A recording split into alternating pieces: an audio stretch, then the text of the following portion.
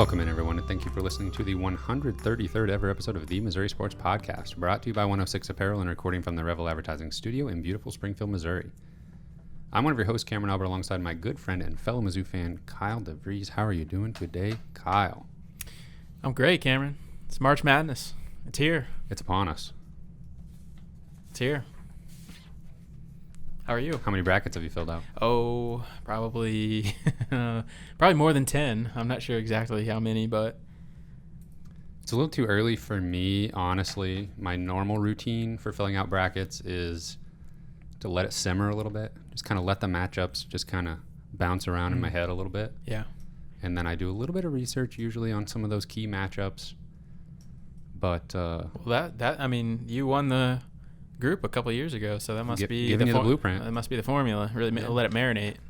Speaking of the group, might as well tell the people right off the bat.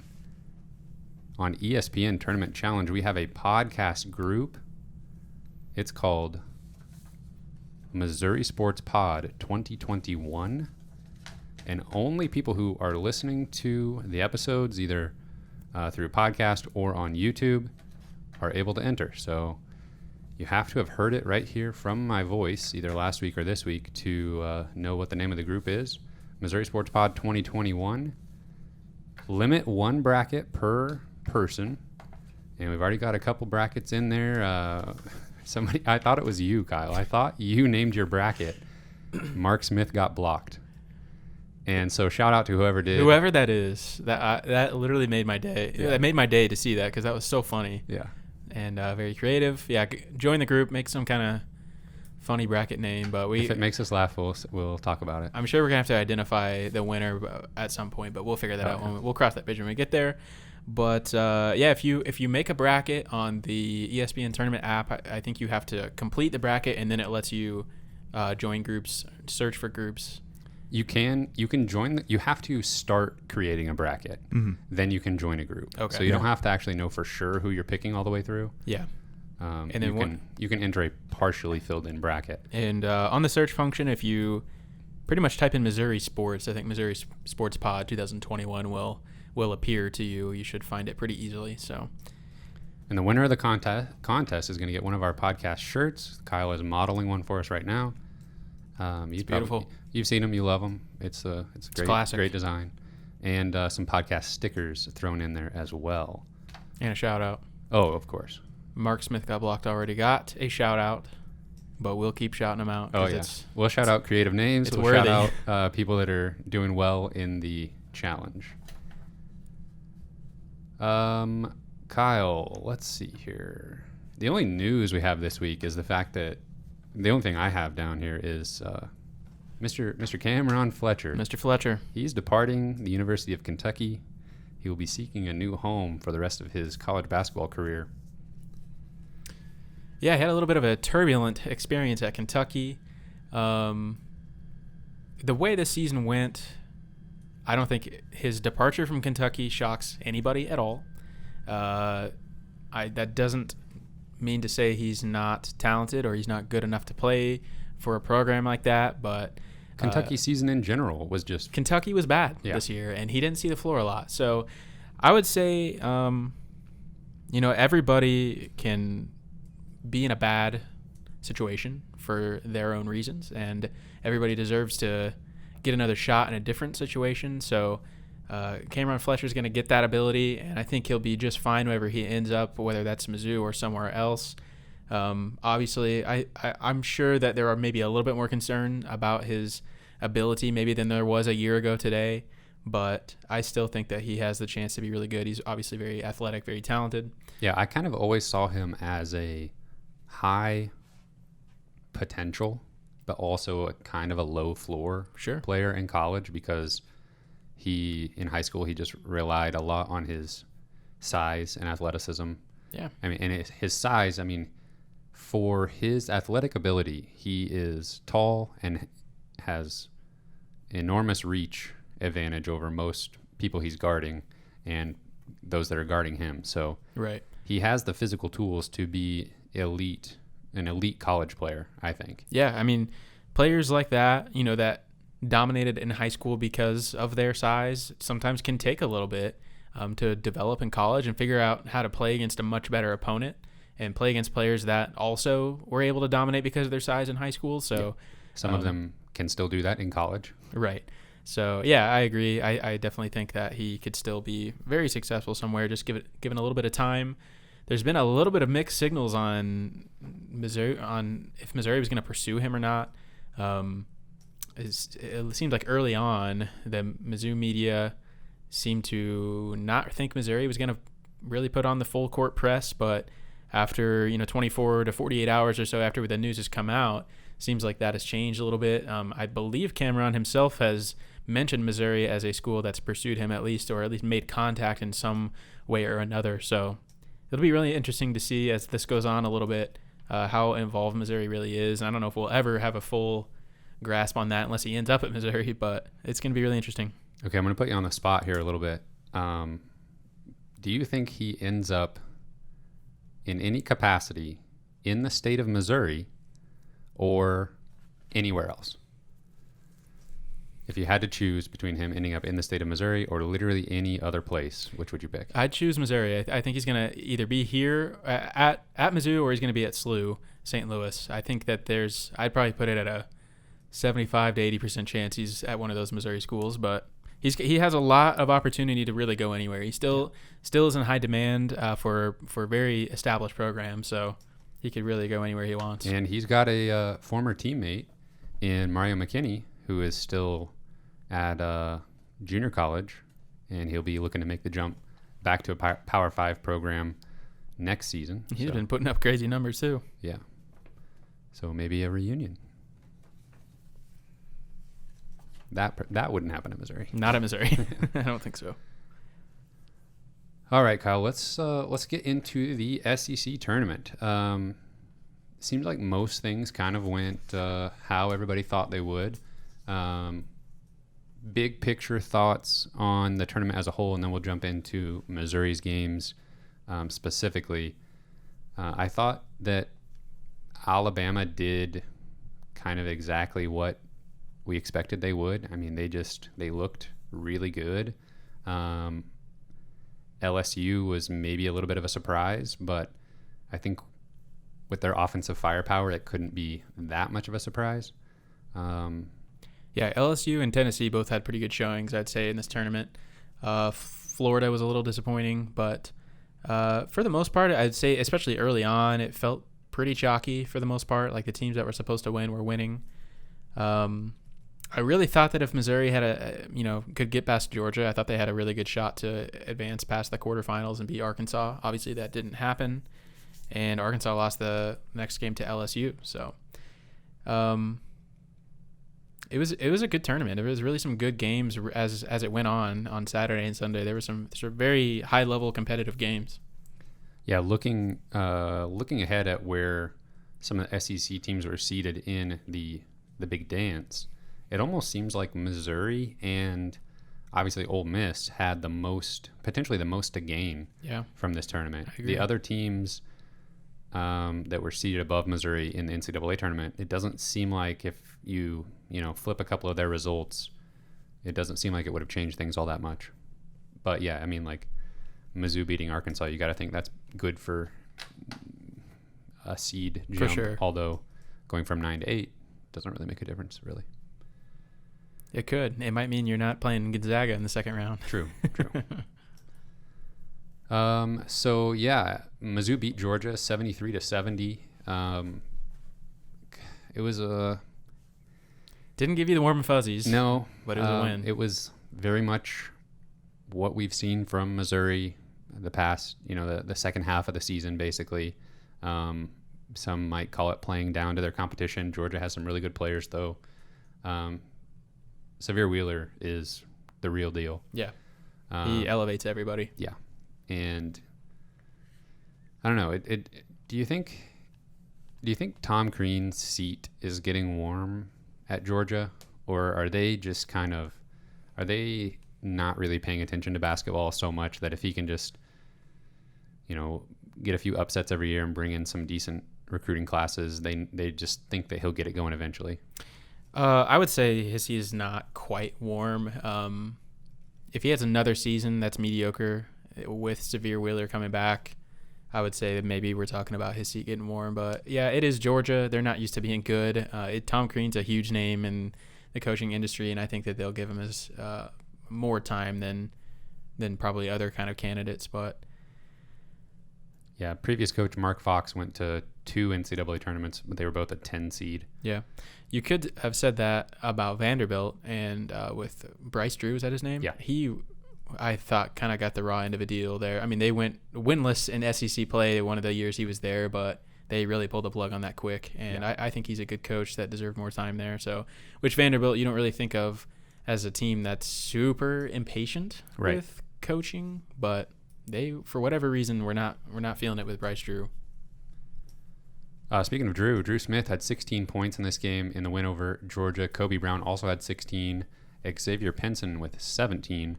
So some balanced scoring there. Missouri shot 35% from 3, 48% from 2. Got to the line 19 times, made 14 of those. It was just kind of an ugly game at times. I mean, both teams had cold spells that were pretty atrocious. Both teams were kind of throwing the ball around the court at times, and some unforced errors, turnovers and stuff. It just, I don't know, wasn't very fun to watch at times. And from my perspective, I was just happy that Mizzou pulled out a win. But yeah, it wasn't something that I could be too excited about, unfortunately. Yeah, we really relied on the guards, maybe even more than we typically do in this game. And I think Tillman had an opportunity and just didn't really take advantage. And Mitchell Smith had a really rough couple of games in the SEC tournament. He just didn't quite look like himself. And these two games really felt like that was the time when you say, okay, Mitch, just stop shooting. Yeah. Like normally I'm fine with him taking a couple attempts, but he just looked really uncomfortable out there for whatever reason. Yeah, he was 0 for 2 from 3 in the Georgia game, and they were pretty bad. Horrendous shots, both of them. Yeah. Mizzou then moved on to play Arkansas, and obviously Arkansas had the double bye, so they had not played yet, and Mizzou lost that one 70-64. Just not quite enough.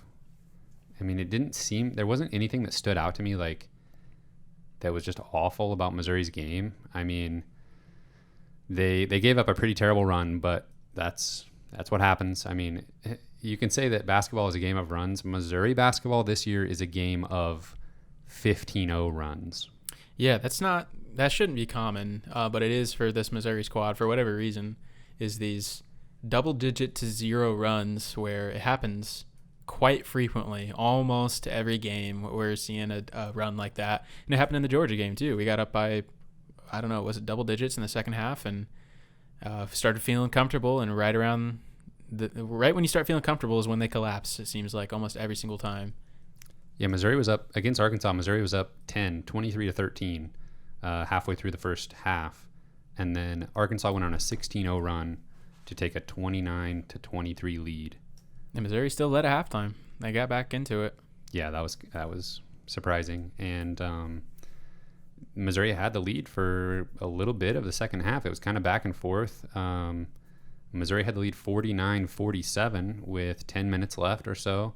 And Arkansas went on a 13-1 run to take a 10-point lead with about 5 minutes left. Man, Missouri actually got it back down to 3 at one point, super late. But yeah. It was too late at that point. And this is funny how this happened, because the first half was great. It was super competitive. There was a great flow. There weren't a lot of fouls called. It was really an entertaining half of basketball for the most part. And I don't know if either team were even in the bonus in the first half. There weren't many fouls called. And you even mentioned, we were watching this game together, the refs are going to flip, and they're going to start calling everything in the second half and make this unbearable. And that's exactly what happened. And not only that, but they called everything an offensive foul. Like, what are we watching right here? That was bizarre. That was, and even like Tom Hart, the announcer on the call, he was like, he said at one point, if you're looking at like rule changes in the off season, like whatever SEC committee is looking at rule changes, just put on tape of this game, and you will see that something has to be done with the offensive foul call. It's destroying the like flow of offenses. Yeah. Like you're just telling teams that they can't drive because contact is going to happen, and the defender can just. You're telling me that the defender can just fall over whenever any amount of contact is initiated by the offensive player and get a foul. What's crazy is like the majority of the offensive fouls called in this game were legitimately defensive fouls. They should have actually been called the other way. I thought the refs were actually doing a good job not calling too many defensive fouls, and I thought they were letting them play, and it was pretty physical, and it all made sense. But the contact that they were letting go from defensive players, like they were letting a lot of contact go on drives, on just like post play, on like hard hedges on the wings, after a ball screen. They were letting quite a bit of contact go. Yet when an offensive player made contact with a defender, they were calling it an offensive foul with very little contact. Yeah. It made no sense. Yeah, like how they were balancing that, it was pretty bizarre. And it wasn't even, I didn't think that the refs flipped the switch as hard as maybe I expected in the second half. It was really just the offensive fouls were just nuts. Yeah. They called more of them on Missouri than Arkansas, but they really did call a lot of them on both teams. Well, they kind of dug themselves into a hole. Like the refs started calling these offensive fouls in such a strange way that they had to stay consistent with it. Yeah. And so then they had to just keep calling everything an offensive foul. Yeah, it was really, I've never seen anything like it. Like, if there were half the amount of offensive fouls in that game, I still would have been like, wow, that was a lot of offensive fouls. Yeah. And both teams were in the double bonus with like 6 or 7 minutes to go in the half, and it just became a free throw shooting contest, basically, and Missouri lost some ground. Mitchell Smith fouled out in 10 minutes played. That's awful and really unlike him. I don't feel like he's very foul prone. And Tillman fouled out maybe the first time this season. The refs or the commentators were talking about how fouling used to be a problem for him. Yeah. His third foul out of the year. Yeah. And they were and Tom Hart was saying that's more tells you something about the refs than Tillman. If, Missouri already had a player foul out. Tillman had 5. Pickett had 4 in 21 minutes played. And then Arkansas, Justin Smith fouled out super late in the game. Mm-hmm. And Devontae Davis had 4 fouls. So, yeah, there were plenty of fouls called. But the amount of offensive fouls was it was ridiculous. Something I've never seen before. Yeah. I just don't know why both. I just wish that there was some consistency between the two halves, and maybe that's a strategic change from the teams. Maybe the teams were doing just enough differently to where the refs felt like they had to call the game differently. I gotta think though that sometimes the refs like just watch a couple clips. I don't know, what are they doing at halftime? I feel like they're going over the first half, and maybe they're saying like, hey, we should maybe tighten it up a little bit in the second half. Yeah. But it seems like more often than not they go overboard the other direction. Yeah. And it's like most obvious when they're not calling stuff in the first half, and then they are a little bit whistle happy in the second. Yep. Would definitely have loved to see what would happen in this game if that wasn't as big of an issue. If they have called the second half like they did the first half, I don't know that Missouri wins, but it would definitely have been a lot more entertaining, that's for sure. Yeah. Shut down Moses Moody. True. I think Konzo said after the game, he was asked about JD Notte kind of going off, and he said something like, yeah, Drew can't guard everybody or something like that. Yeah. He was basically saying the reason Moses Moody didn't have a good game is because Drew Smith was guarding him the whole game, and Drew can't guard everybody, so somebody else was going to pick up the slack. But Notte was ridiculous. I mean, he just had some heartbreaking three-pointers go down. Yeah. One that hit off the back of the rim and found a way to go down, and they were like deep threes. And that at the end of the game when Missouri was kind of making a run there, and they kind of had 1 or 2 more chances to get a stop and score, and then they could potentially tie it up. But there's like that kind of scrum for the ball, and then he just picked it up and like threw it, and it just like the shot clock was like expiring, and it bounced off the backboard and went in. That was truly probably the dagger that put the game out of reach. But he had 27 points, 4 of 7 from 3. I thought I read something too that he was ill during this game, like threw up 2 different times during this game. Yeah, he went to the locker room and they were following him with a trash can, and I guess he was physically sick. How Vomited. is that possible that you could play that well while also being that nauseous? Of course, he's Michael Jordan against us. Jeez. Yeah, that was definitely an unfortunately incredible performance from him. Yeah. Justin Smith is a really good player. He proves it. He has proven it twice this season against Missouri that he's the real deal. Yeah, that proved to be the X factor of why Missouri was able to destroy Arkansas earlier this season on the road. Justin Smith was not playing in that game. Yeah. Mark Smith played 26 minutes, had 7 points. He was 0 for 4 from 3. He did have 9 rebounds. I mean, man, it just seems like I'm a broken record when it comes to Mark Smith, but he is a really good rebounder as a guard. I think Mark Smith's broken. Yeah. I hate to say it, but we've watched him all season. He just seems like the confidence is not there. He plays hard. Yeah. He plays very good defense. He rebounds. But he just cannot seem to shoot consistently. It seems like he's just a different player, and he tries to be the player that he was, and it's not working. I mean, if he could somehow, obviously we need offensive production, and he's on the floor, so we need him to produce something on offense, but he can't do it the way he has in the past. And every once in a while he'll flash a drive that ends successfully, and I start to think like this is what he needs to do, but I don't know. That's not where his head's at. I don't even want to begin to think about where his head's at, because it's got to be a mess, because he knows what he's capable of, I'm sure, and just not able to make it happen. It's got to be maddening. Weren't you telling me that Tillman had very few rebounds in this game, or is that a different game? Jeremiah Tillman had zero rebounds on this game. That's what I thought. In 26 minutes. I almost didn't even want to say it out loud because it just seemed so ridiculous. I was like, is that a stat you actually said out loud to me? Yeah. That's crazy. Kobe Brown made up some of the slack with 11 rebounds, but Arkansas did what teams have been doing now for a while against Missouri, and Georgia did the same thing. When Tillman touches the ball, there's always 3, sometimes 4, sometimes 5 players with at least 1 foot in the paint. Yep, just collapse. When Tillman touches the ball.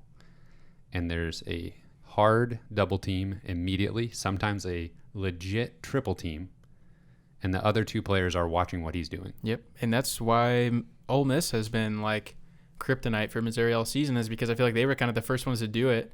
Yeah. I think that's just kind of how they always play, right. But they kind of exposed Missouri's weakness by guarding them so well on the interior, forcing them to shoot, and then everyone else said, oh, wow, that's how we're going to beat this team. Yeah. And I think teams have figured that out, and which has been Missouri's demise in the last month or so. So when Missouri's just shooting, their normal below average 3-point shooting, then it's ugly. Yeah. And what are they going to get going on offense? Not a whole lot. I was happy with the number of 3-point attempts in this game. Only 18, 6 for 18. That's not terrible for Missouri.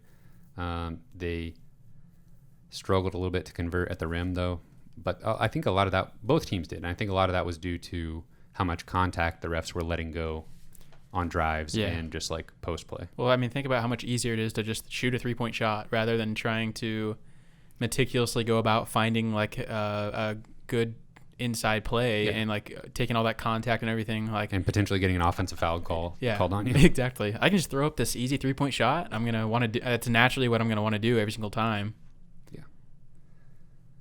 Yeah. Overall, it was a pretty balanced game. Arkansas just converted more points in the paint, and was able to get the win. I can always we can understand why their offensive struggles happen with schematically, kind of looking at it that way, but I'm not sure I will ever be able to explain why some of those runs happen where they just can't do anything for 5 minutes straight and the other team will score 16 straight points. I don't think I'll ever be able to fully articulate why that happens. Yeah, I mean, I don't remember another Mizzou team having cold stretches and I think this dates back to at least last year as well,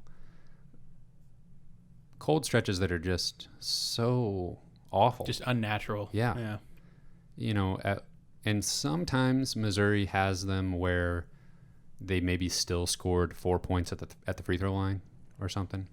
You'll hear the announcer say they haven't scored a field goal in 7 minutes, but they scored like 4 or 5 points at the free throw line. But then there's times that Missouri doesn't do anything. They don't get to the line. They can't make a shot inside. They're turning the ball over. They can't make a three. And that's when it's not fun to watch. Yep. Any other thoughts about this SEC tournament? I think that covered it I feel pretty like well. I was trying to remove the memory of those offensive fouls out of my brain. That's such a bizarre thing. I mean, I can't stand it. Recently, I didn't know what to say when we were watching that. It was just like, I'm in disbelief. Yeah. How is this happening? When college basketball moved the 3-point line back, I thought that was kind of dumb.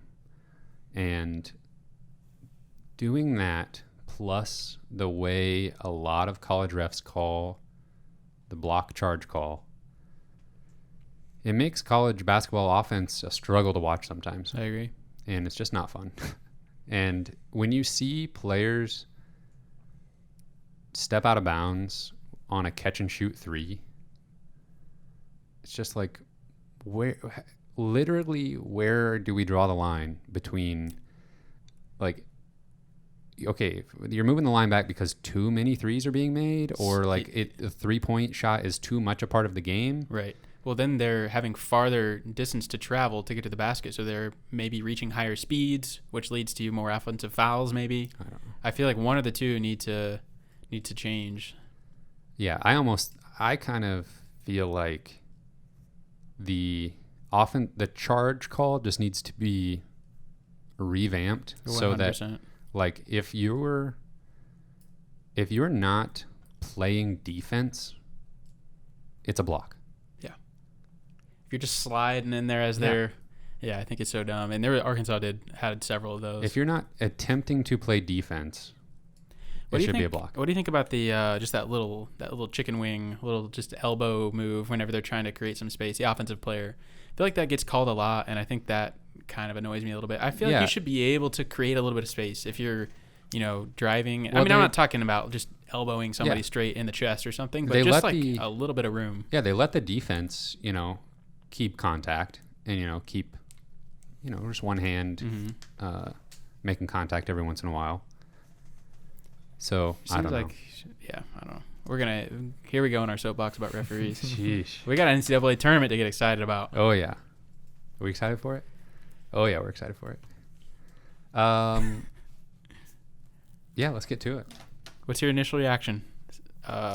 Selection show, 18 seconds into the show, and we know where Missouri's going and who they're playing. I was not prepared to see. I actually, okay, so they announced Gonzaga. Or would they announce all the 1 seeds first? No, I think they just said Gonzaga is the 1 seed for the whatever region. They showed Oklahoma, and I thought I wouldn't mind seeing Missouri pop up. Really? Yeah.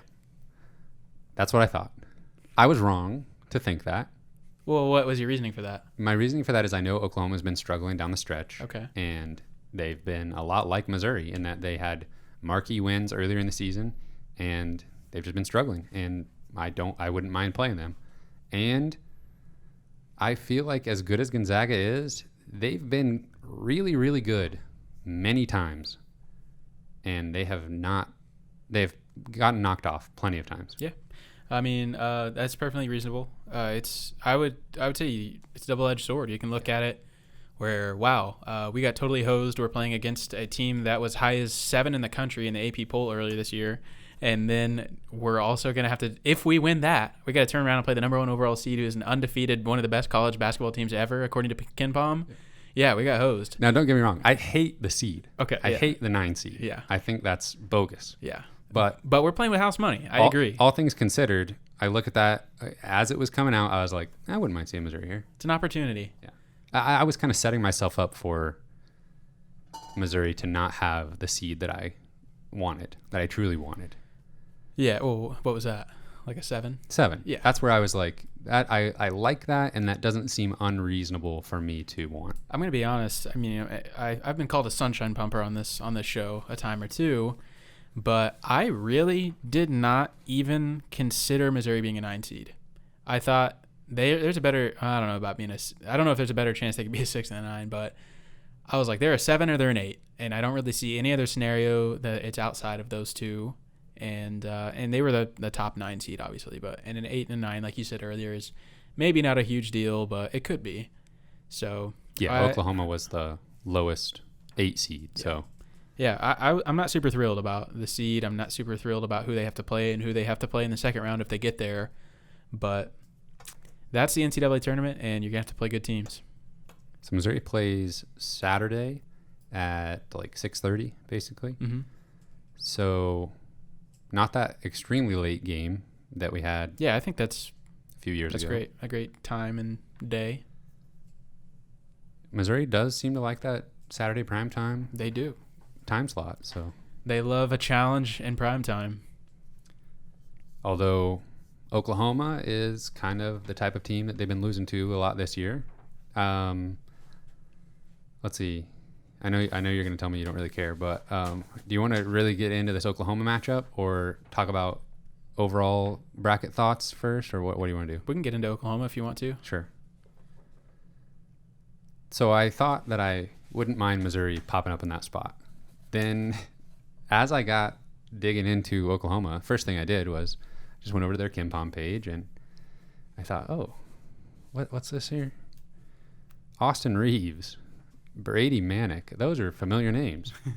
And that's because I was remembering a year and a half ago, a little over a year ago, when Oklahoma beat Missouri 77-66 in Kansas City in a little preseason or early season tournament. And Austin Reeves, I remember saying on this podcast, he is going to be one of the most annoying players in the Big 12 for the rest of this season and next year. Yeah, he's a good player. He is annoyingly versatile, and he's all over the place. And he was kind of the X factor of their win over Missouri last year. And he started his career at Wichita State, kind of just a catch and shoot kind of guy. And I watched him a couple times here in Springfield, actually. But he transferred to Oklahoma, excuse me. And I feel like he really developed his game whenever he moved up, and everything runs through him. Yes, at this point. he's truly, the X factor for Oklahoma. And Brady Manick went 4 for 9 from 3 against Missouri, and you were mentioning earlier. Felt like it all came in the first half. I think all 4 of his threes were in the first half. Oklahoma went on a massive run. Surprise. Early in that game. Let me pull that up just to refresh our memory a little bit. I do remember being really excited about that game, and then instantly I was depressed because the game started off horribly, if I remember correctly. Yeah. Started off right in the first few minutes. Oklahoma went on a 12-2 run. They had a 15-3 lead and then an 18-5 lead. Missouri found a way to score a little bit, but then still in the first half, Oklahoma went on an 11-0 run. So they were up 36-18 at that point, and that was not good. Missouri did battle back, though. They got it down to 3 with 10 minutes left in the game, 51-48. But then Oklahoma held on, ended up winning by 11. Yeah, they did end up getting it pretty close, but I do, for whatever reason, feel like I remember Oklahoma was really in control of that game from the get-go.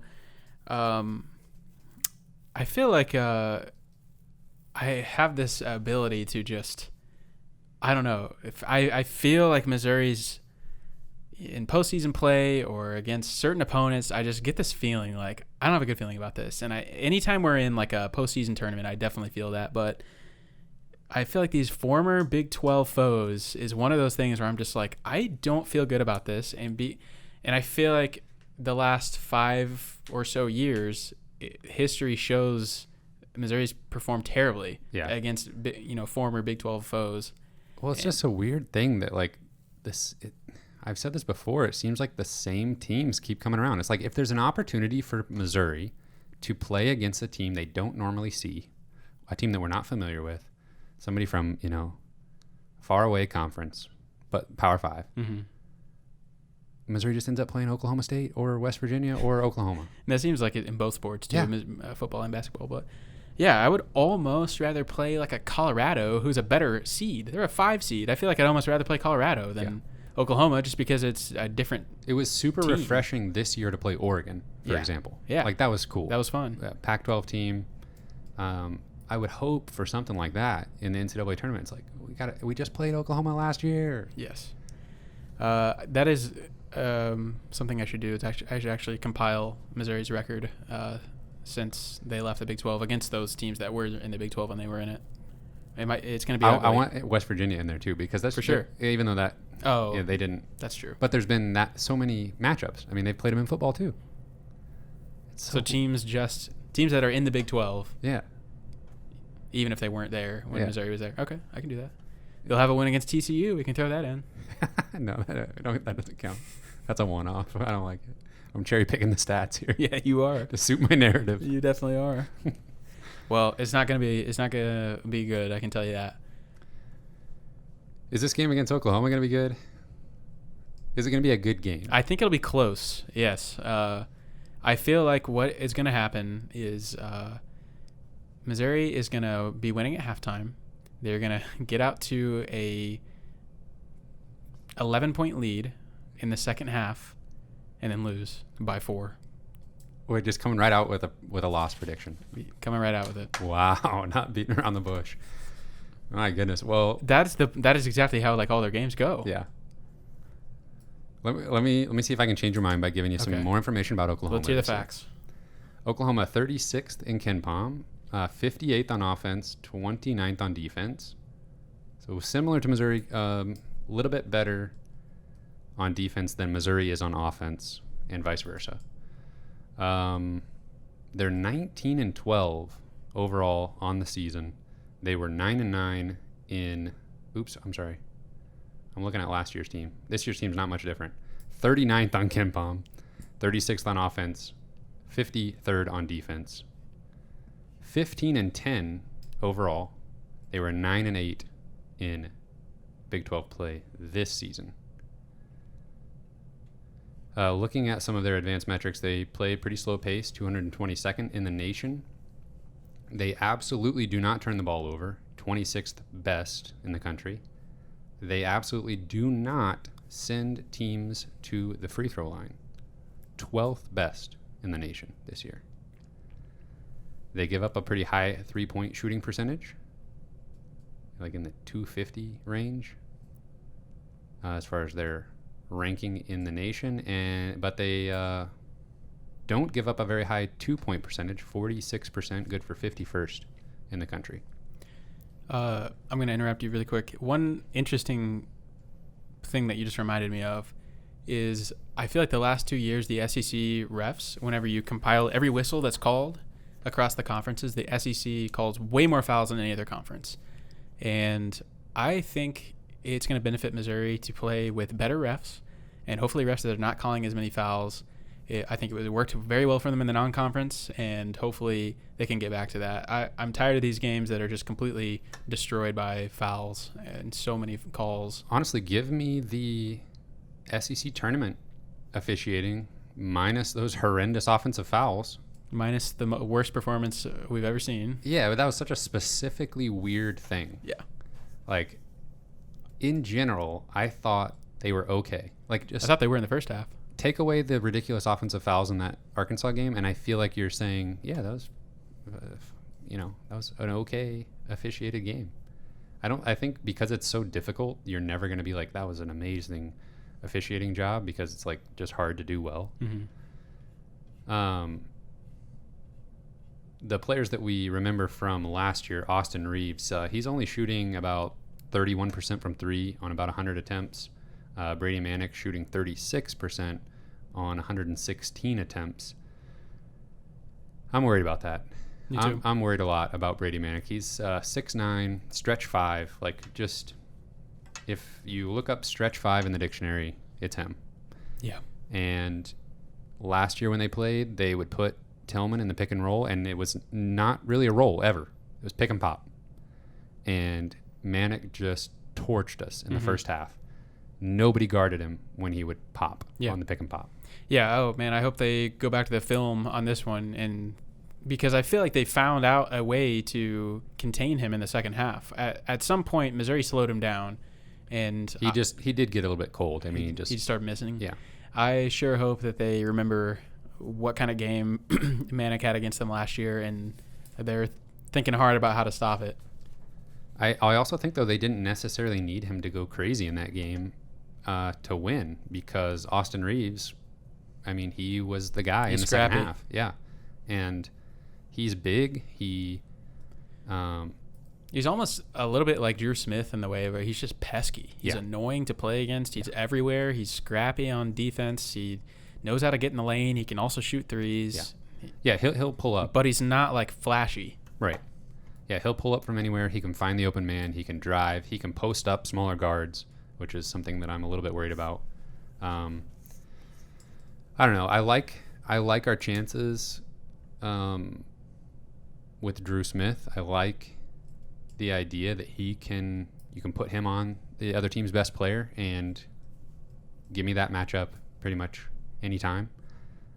They've got some role players that are solid. They have two other guys that can make threes, two other guards that will put it up regularly. Do you think we see Mitchell Smith try and guard Manic in this game? I've been thinking about what Missouri does defensively quite a bit, because I am not confident at all in Tillman's ability to guard a true stretch five, and like what that does to the rotations behind him and everything. Once Tillman gets out of the paint on defense, I'm like, well, this will be a bucket. Bad things happen. Yeah. So, but they play four guards. They play four guards and a stretch five. There's plenty of possessions where nobody goes into the paint. Like, they're cutting through, but they're not going to have a guy just like posting up. Are they a terrible offensive rebounding team? I'll let you know. Seems like that. You would think they would have to be. Yes. Maybe long rebounds, but below average, but not terrible. Ninth in the Big 12. That's pretty bad. Mitchell Smith, though, I think you got to try it, I guess. But if you want to, here's where I come down. Missouri's at a disadvantage defensively with Tillman guarding Manic. I am not confident that Missouri can get the matchup. What am I trying to say? They're not going to be able to take advantage of the matchup problem that Tillman is for Oklahoma's defense the way Oklahoma will the other way around. So if you try Mitchell Smith, sure, but then you're losing whatever mismatch you think you have on the offensive end when Tillman's out there. You can't play both of them at the same time, basically, because right. Tillman would have to guard a guard. I'm trying to think if there's anybody we've played this season that resembles that at all. Like in the SEC, I mean, maybe Alabama is the one that resembles that the most. Yeah, I mean, Connor Vanover, he's a stretch five, but he just can't move very well. Yeah, I don't know if there's a good comp, because I really don't. the four guard lineup with a big that has the size and can make threes. I mean, the way it went down last year was just a disaster, and I just don't see, when Tillman's on the floor, I don't see how Missouri plays solid defense with Manic. If Kobe is guarding him, if Kobe Brown's guarding him, then I maybe like that a little bit better. But again, then you lose the advantage on the offensive end. We need to call up Kyle O'Quinn, ask him how to stop a four-guard offense. Yeah. Jeez. Yeah, be an NBA level athlete. That sure helps. Yeah. I don't know. On the offensive end, I think Missouri is going to have to shoot threes at a better clip. They're going to have to shoot above average for their season to win this game. Yep. And that's been true, the last 6 games of the season, because Oklahoma is absolutely going to double, triple team, whatever they have to do to get the ball out of the paint as soon as Tillman touches it. Mm-hmm. And as much credit as he's been given by announcers this season of improving his passing out of the double team and stuff. Sometimes I think don't know. Sometimes I think he gets the ball a little too far away from the basket. Yeah. And is forced to have to make a move on his defender. I wish that they could figure out how to get the ball to him closer to the basket. Yeah. So all he has to do is turn around and put it in, or maybe that's what he could do earlier in the season. But he's really good with attention. that pivot foot when he's already down low. You're right. When he has to put the ball on the deck to get closer, right? It's a struggle. It's a struggle, and sometimes I wish he would pass out of it sooner than he does. And sometimes he's able to, which I do think he has improved. Yeah. Well, what we don't see enough of is exactly what you're saying: the pass back out and then a re-entry. Like, I feel like you can just envision a pass from the wing to him. He almost pretends like he's going to make a move, kicks it right back out, and tries to reestablish a little bit lower towards the rim. Yeah. And I thought that was something that he had gotten better about in his career, because he used to just like try to bully his way into the... And get fouls. Yeah. Like he would get called for offensive fouls. Yeah. Yeah. So I don't know. I think I actually heard one thing in a post-game interview from Konzo that was like, Konzo said that he tells Tillman every once in a while, just force the shot, because you need to just try it because you're better than the guy guarding you.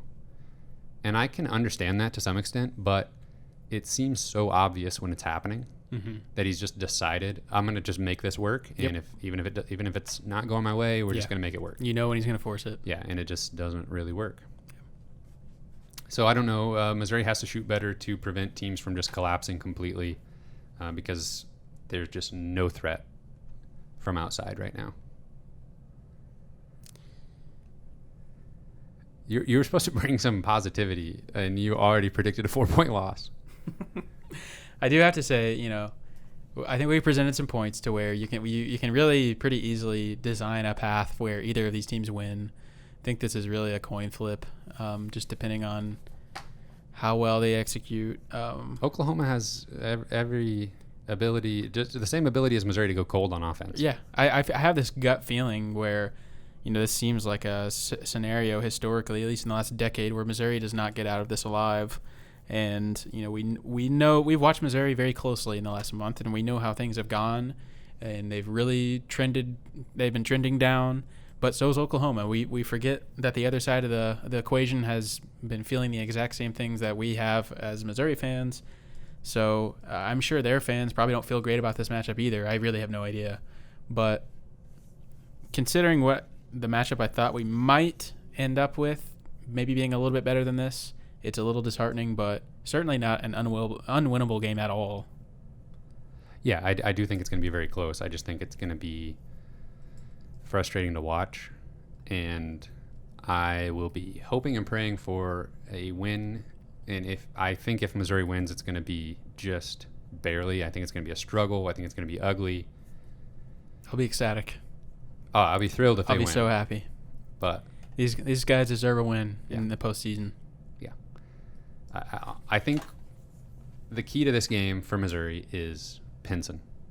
He has to get going. Has to get to the rim. He has to get to the free throw line. He has to make shots. And the fact that Oklahoma doesn't send guys to the free throw line, it's all adding up, not in a good way in my brain. But if Pinson can be a threat, like, I think we're going to get what we get from Drew. I think he's, like, pencil him in for 12 to 16 points and good defense. Between Tillman and Kobe, if we get 15 points and 15 rebounds between the two of them, I'd be thrilled. I think we need Pinson to get 20 plus.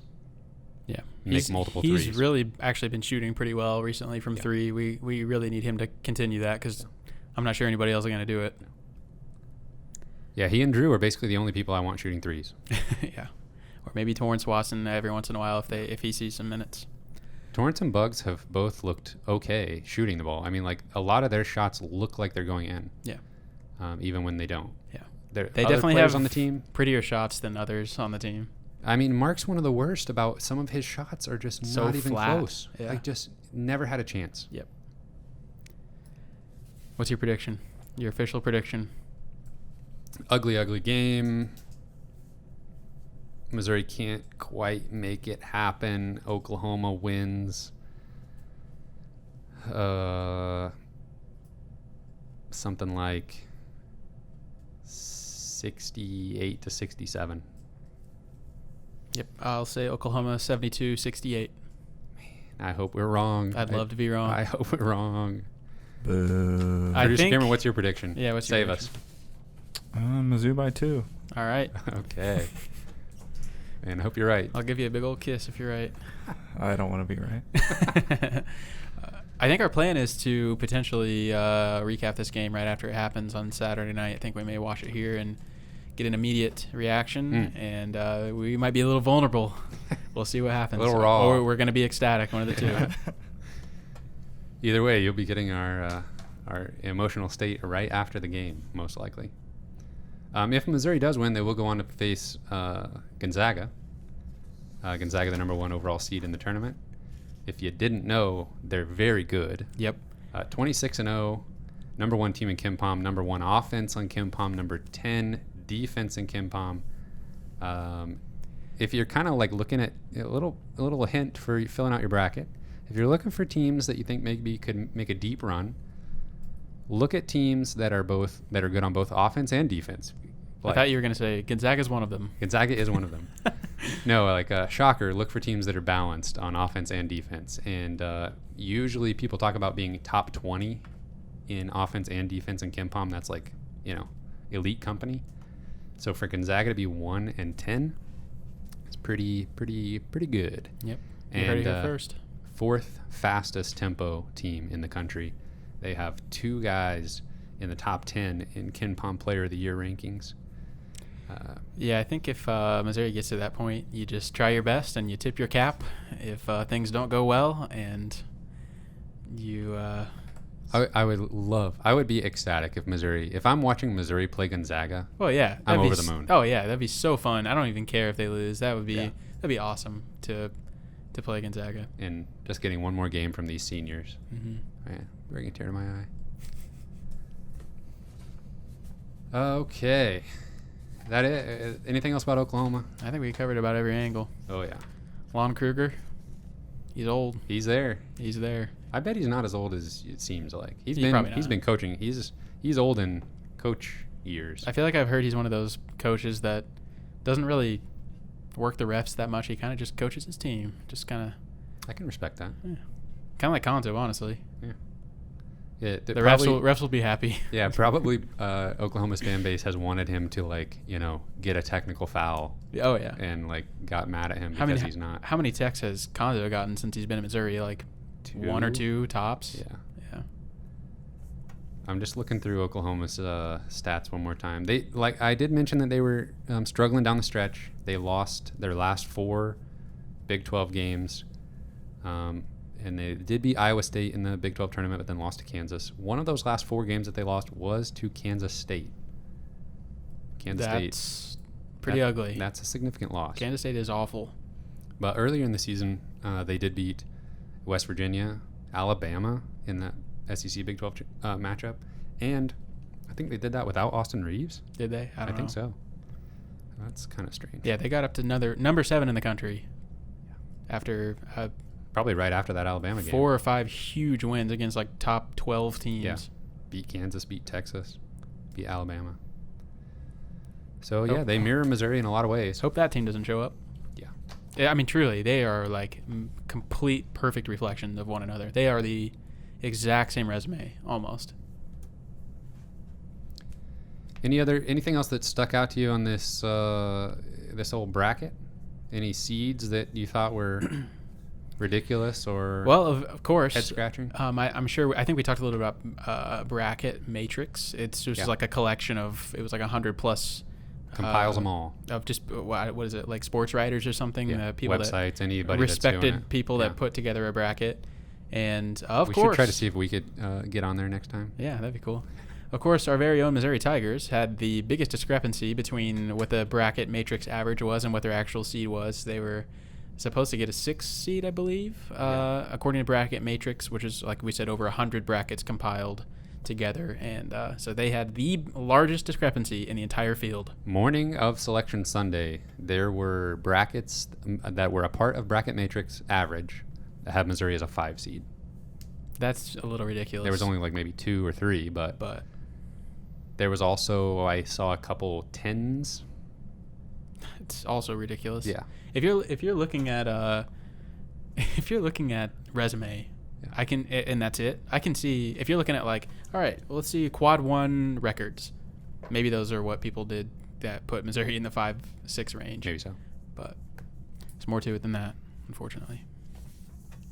Anything else besides Missouri? Yeah. I was telling you this earlier. I thought I'm not going in the order of this bracket whatsoever, but I thought Arkansas got screwed a little bit. Yeah, obviously a 14 with seed their matchup. A 14 seed. But it's still Colgate. They're in the net. They're like a top 10 team in the net, which They've only played 15 games. that is true. But Colgate plays very up-tempo game. They're good. Yeah. They have a lot of good players. They shoot very well. That may not be an easy game for Arkansas. And I just think that as a 3 seed in this tournament, that's just unfortunate to have to play a team that is as hot as Colgate. I would be super frustrated if I was a Arkansas fan. Considering Kansas is on the other side of the bracket and they're playing Eastern Washington. That's night and day different. It's night and day. Yeah. Same seed situation. Yeah. Colgate is number 5 in the nation in effective field goal percentage, number 3 in 3-point shooting, number 18 in 2-point field goal shooting. It could be a very high-scoring game. They're also number 1 in 3-point percentage defense, but they play virtually nobody all year. They played one team 5 times. I can't remember who it was. Might have been like High Point or something like that. They played Boston University 5 times. That's ridiculous. They played their whole season. They played 15 games. 9, 10, 11, 12, 13 of them were against 3 teams. That's ridiculous. Oh my gosh. I mean, that was like one of the biggest. That's wild. That it really was wild, and that was something interesting that I was looking for coming into the Selection Sunday. Was like, where in the world? What are they going to do with Colgate, a team that's only played 15 games and they're top 10 in the net? Yeah, and they've only played horrible teams. Like, how do you seed a team like that? that's pretty wild. Yeah. I thought Oklahoma State got a little bit hosed. They have a tremendous resume and the number 1 player in the country on their team, and I thought they were more. They beat. I believe I heard they beat every other 3 seed in this tournament, and they got a 4. They finished Kansas, Texas, and Arkansas. Yeah, finished the season hotter than anybody. So I thought they were deserving of a 3 seed. they were the anti-Mizzou. Yes. They, like, you knew they had something going. They couldn't quite get it going, and then they really turned it on late in the season. One thing that we also did talk about before this, I thought Loyola was better than an 8 seed, and I think it's unfortunate for Illinois and for Loyola that they have to play each other potentially in the second round. I just think Illinois should not have to play Loyola in the second round, and vice versa. I don't think Loyola should have to play a number 1 seed. I was going through looking at the best defensive teams in the tournament from the advanced metrics, looking at adjusted defensive efficiency on KenPom, and same thing on BartTorvik.com. Loyola Chicago, number 1. Number 1. Illinois, in the country. Illinois, number 5. So every year since I discovered KenPom, I go through and do a bracket that's just the KenPom defense. Like, I just do it in order of the KenPom defensive rankings. And so in that bracket, I have Loyola Chicago winning the whole thing, but it throws a wrench in the idea behind the whole thing when they have to play another top 5 defense in the second round, because then it's a toss-up basically. Yep. I think the 7 seeds all are weak. I think Missouri has a better resume than UConn, Clemson, and Florida. I think they have a better resume than all 3 of those 7 seeds, and the other 7 seed I didn't mention was Oregon, and they beat them head-to-head. Yeah, obviously beat Florida head-to-head as well. I gravitate towards the 10 over the 7 in all 4 of those matchups. Interesting. Trying to think if there's anything noteworthy seeding-wise that I saw. It's interesting, this play-in game between UCLA and Michigan State. I would guess there has never been and there will never be more national championships in a play-in game than there will be Thursday night. I believe you will be correct about that. Yeah, and playing games are interesting. Those two like powerhouse programs, and then you've got Wichita State and Drake, the former Missouri Valley team going against the current one. Storylines galore on both of those games. Rick Pitino back in the NCAA tournament. That's a storyline. And Louisville's not. Right. Yeah, Iona taking on 2-seed Alabama in the first round. How about 13-12 Georgetown? That's kind of wild. Yeah, making the tournament. They won their conference tournament. Yeah. I thought they might have stolen Wichita State's spot in the tournament potentially. Yeah, them and Oregon State both are like pretty mediocre teams that somehow pulled off like amazing automatic bid like tournament runs. Yep. You want to just reveal our brackets a little bit, talk through them, give away some of our picks. Let's give them People away. can steal them or fade us. I probably used up all my good luck 2 years ago, so probably just pick against everything I do. And I think I said it 2 years ago. I absolutely hate my bracket. I think I hated it then, and I don't really care for mine that I'm looking at in front of me right now. Why I picked these teams, I don't know. Well, it's hard to do. You got any big first round upsets? I'm just let's see. Let's start in the East region. I guess the one with Gonzaga is the 1 seed. I've got Ohio over That's the Virginia. West, I think. Is that the West? Yeah. Oh yeah, I think you're right. I've got Ohio over Virginia in this particular bracket, but Okay. who knows? Sure. Virginia is also a little bit sketchy with they had a COVID positive. True. Not too Had long to ago. bow out of the ACC tournament. I'm sure they're still going to be fine and play, and everything will be fine there. But I did pick Ohio in this specific bracket. I actually have no upsets in the West region first round. You got Gonzaga coming out of there, Oh, yeah. as do I. I do have USC winning 3 games. I've got them going to the Elite Eight. I've got them beating Kansas and then also beating Iowa. Ooh. Yeah, USC, watch out for them. Very good defensive team. They also have a bona fide pro on their team, Oh, yeah. a 7 That's footer. good combination. Yeah. That's honestly, that's a lot of what I look for and when I fill out brackets is a really good defensive team with a star player.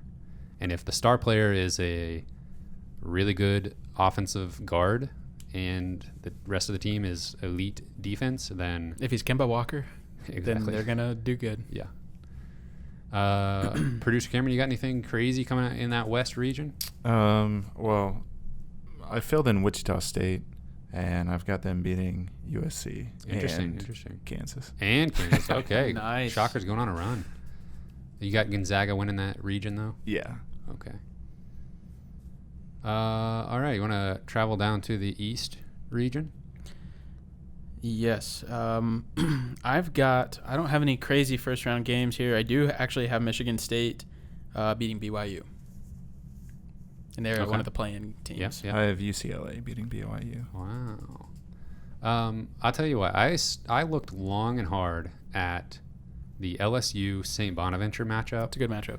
I think that'll be a fun one to watch, and I think whoever wins that game gives a really good challenge to Michigan.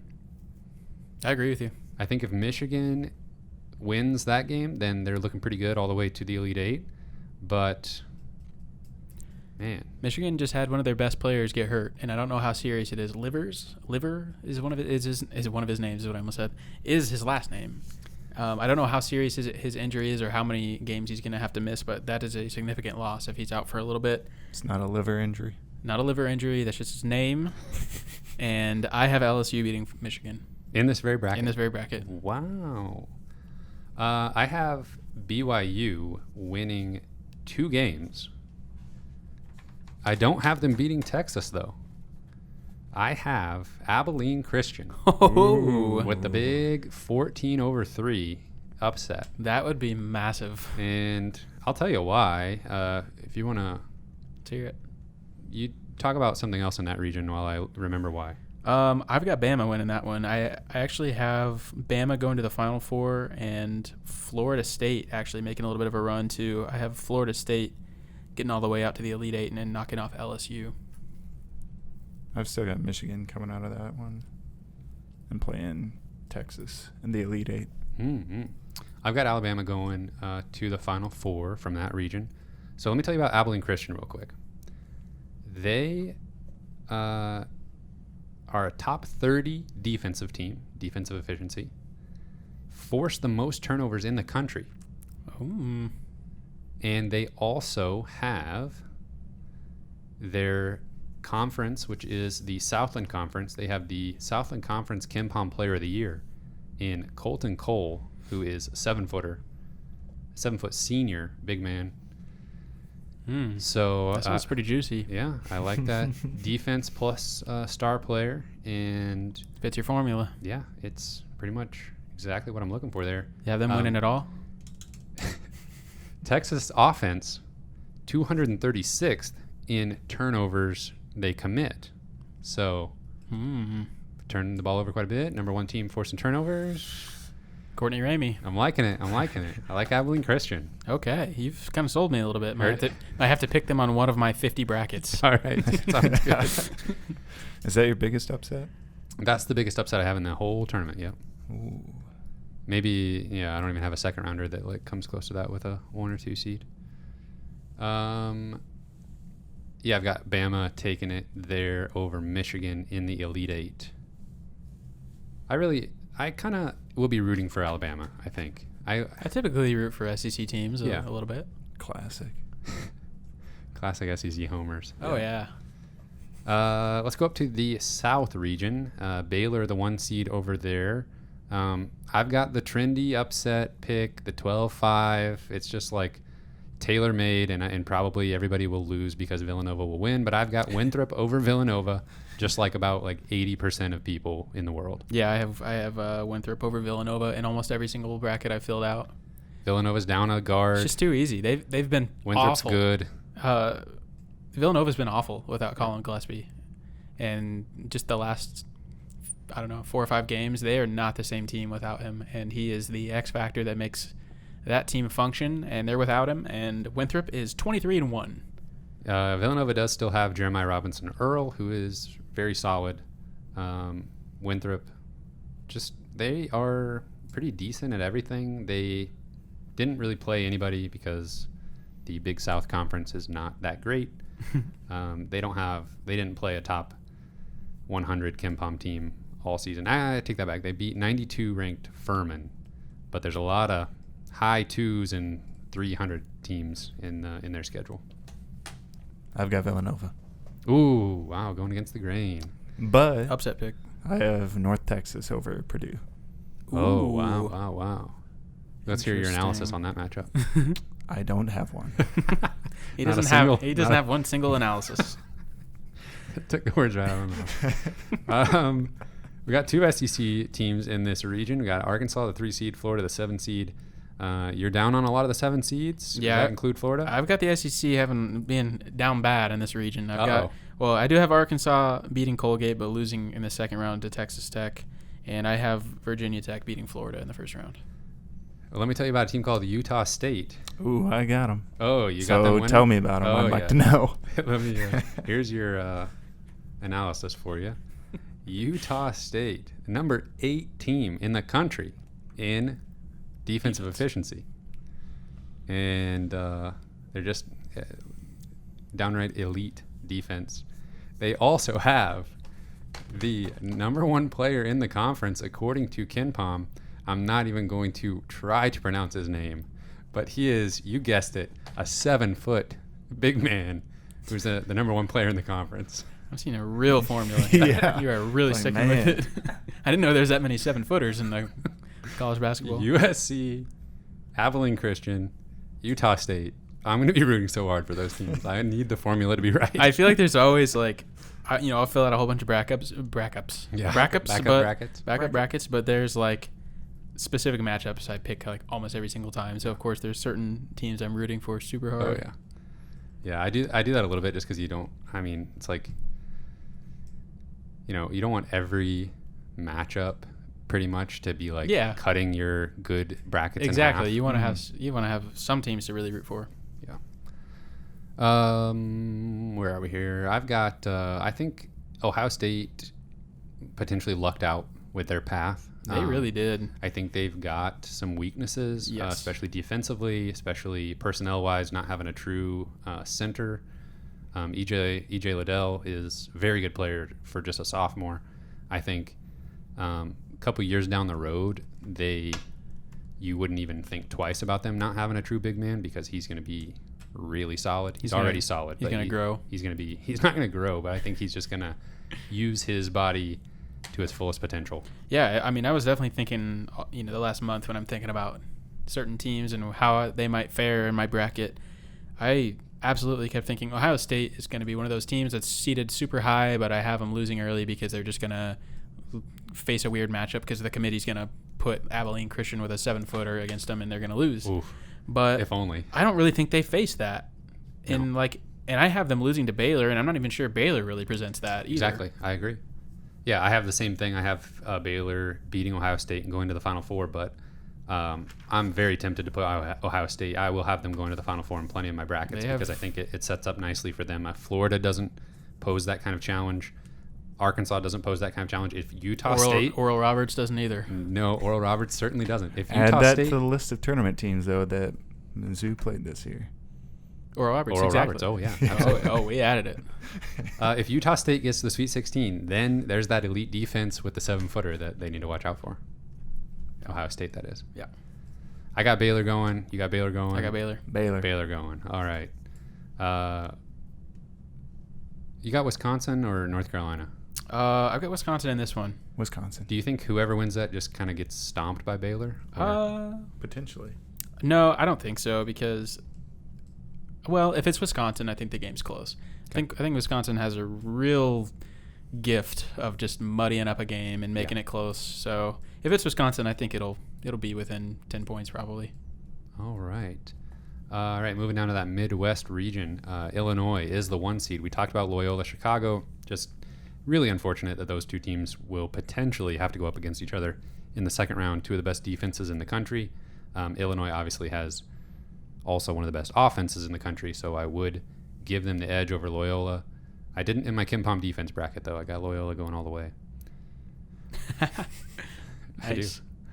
You got to do it. It's just what the numbers say. I do. I got a SEC team over here in 5 seed Tennessee. I thought that was pretty good seed for them as far as like they should be happy with that. Yeah. They get to go up against Oregon State. Man, that's just a dream first round matchup for them. Yeah. They do have Oklahoma State sitting there potentially in the second round, though. Cade Cunningham, probably the best player in the country, probably going to be the number 1 overall pick.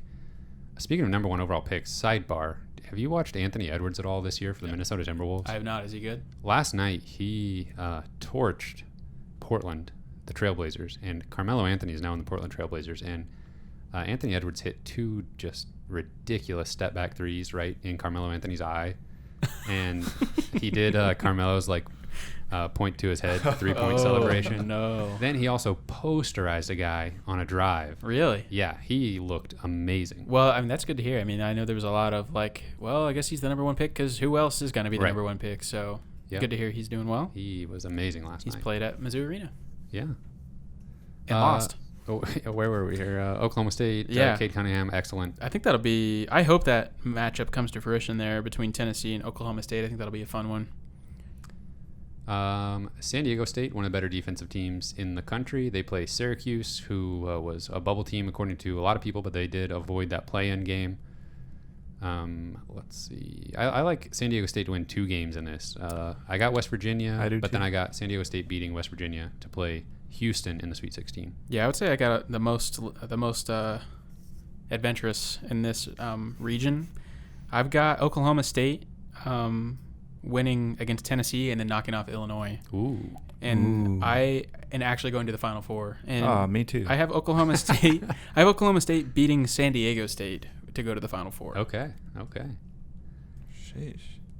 This is a head scratcher for me. I don't know why I did it. I got Houston going to the Final Four. I actually have Houston going to the national championship game. Well, they're a 2 seed, so yeah, I guess it's not outlandish, but why? I know literally nothing about Houston. I know every time they play Memphis, it's a close game. Yeah, they are number 8 on offense efficiency, number 16 on defense, so top 20 there both. They play just a horrendously slow tempo. 327th in the country. It's ugly. So at least there's a shot clock. Yeah, I guess I'll be rooting for that. I do have an upset Rutgers over Clemson. I do have my patented 10/7 Rutgers over Clemson as well. Clemson sucks. Did you go all 10s over 7s in this bracket? No, I picked UConn over Maryland in Okay. this bracket. But the other three, 10/7. Gotcha. I've got Morehead State over West Virginia. Okay. Nice. That's my big upset. West Virginia has a history of losing 3-14 games, 14-seed games. Yeah. I believe they lost one in the last 5 years or so. I would hope they did if you said they have a history of it. And Maybe I'm just seeing the future. I don't know. I've also got Loyola, the People's Champion, Sister Jean, beating Illinois. Is Sister Jean still with us? Do we know? Yes, she is. Okay. Yes. Okay, great. She is ancient. And then losing to Oklahoma State. That Loyola beating Illinois totally could happen. Like that's going to be a really interesting game. That'll be a fun one. I hope they just beat Georgia Tech, honestly. Yeah. I'm sure they will. Georgia Tech, another team that went on a run to win their conference championship. Some weird. It's March, man. Oh yeah. Some weird teams in the tournament. Well, especially with Duke and Virginia both went out of the ACC tournament. Yeah. Due to COVID, so Georgia Tech capitalized and went. Georgia Tech's coach, that automatic bid. like Josh Pastner, is that his name? He's got that. Has the lone big old face shield. Yep. I like it. I mean, if you can get over it looking kind of silly, I think it's the way to go if you're trying to coach basketball, honestly. Yeah. Best visibility, probably. Yeah. I don't have anything crazy. I got Illinois and Houston in the Elite Eight. I got Houston going to the Final Four. Yeah, my Final Four is Gonzaga, Bama, Baylor, Oklahoma State. I've got Gonzaga over Baylor in the championship game. I've got Gonzaga, Baylor, Bama, Houston. I've got Gonzaga over Houston in the championship game. I've got Gonzaga, Baylor, Michigan, Oklahoma State, Baylor over Michigan in the championship. Baylor over Michigan. Okay. Lots of yellow in that game.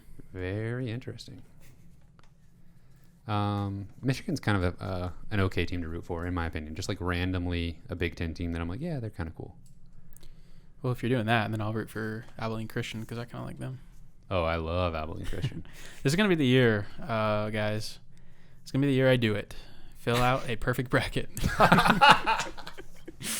I can just feel it. You know? I thought you were going to say Cameron. This has been the episode just full of my gut feelings and the just details behind that. And I just have that feeling I'm going to do the perfect bracket this year. How upset would you be if you got every single pick right except the Mizzou game? Well, I'd be happy because that means Mizzou won. Yeah. Wait. Yeah, that'd be fantastic. I got all of them right, plus my team won. But you were so close to having the perfect bracket. All you had to do I'm was still pick winning your team. every competition if I'm that close. Yeah. That'd be interesting. Yeah, I'd take it. I'd be fine with it. Well, yeah. You'd live with it. I'd live with it. Whatever prizes come my way, whatever. This is a meaty episode. Oh, yeah. It's going to push the limits of our listeners' attention spans. And uploading capabilities. Oh, yeah. It's going to take a while to upload. See if we can finish this podcast before the tournament starts. Oh, yeah. Man, I just love brackets. I love brackets. Nice. I do. You talk about something meaty, something that's meaty. This bracket, meaty. Yeah, just combine. College basketball is the best. Just combining basketball with like stats and like rankings, brackets. Oh, it's just nothing better. And you can know nothing and outperform people that have been studying this stuff. Yeah, my wife's going to fill out a better bracket than all of us probably. Oh, yeah. I'm going to make her join the Missouri Sports Podcast group. I'm going to have to go research and try to find any other top defensive teams that also have an elite big man. I might have to see if I like Abilene Christian to win multiple games in this tournament. Oh, good grief. Man. That's the formula. They're going to get smoked in the first round. Do all that research for nothing. Texas is going down, folks. All right. Is that the end of this podcast? I think we've surely said enough. It's tournament time. Tournament time. Join our bracket group, Missouri Sports Pod 2021. One bracket per person. Come take on the champ. One who gets a T-shirt and some stickers. Oh, yeah. What more could you want? We'll figure out who you are somehow. And the glory. Mark Smith got blocked We salute you. Yeah, I'll be rooting for you, honestly. If it's not me, I hope it's you. All right, everybody. That's all I got for him. You can find us on Spotify, Google Podcasts, Apple Podcasts. We're on Twitter and Instagram at Mizzou Sports Pod, and you can email us at MissouriSportsPod@gmail.com. If you don't win the tournament challenge, you can find our stickers and T-shirts on our online shop, MissouriSportsPod.BigCartel.com. You can buy a shirt and then tell people you won it in the bracket contest. We won't tell anybody. There you go. Thank you, everyone, for listening. We will see you next week. Ba-da-da-da-da.